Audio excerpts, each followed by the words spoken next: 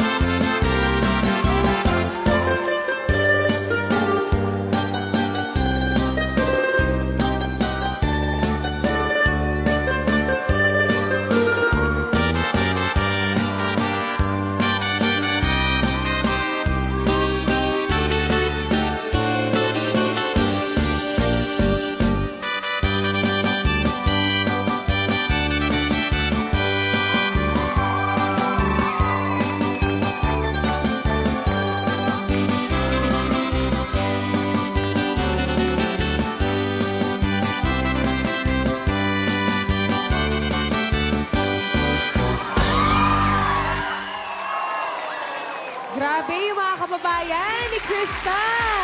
Nakakatuwa. Full support.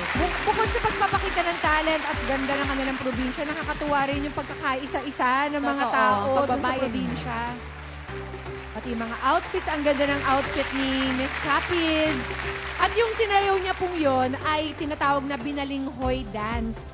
An unpublished folk dance from Dumalag, Capiz na ni-research pa ng mga guro at mga mismong backup dancers ni Miss Millennial Capiz. Mga teachers pala sila. At ang sayaw po na ito ay inspired sa balinghoy o kamoting kahoy at itinuturing na hidden treasure ng bayan ng Dumalag. Thank you!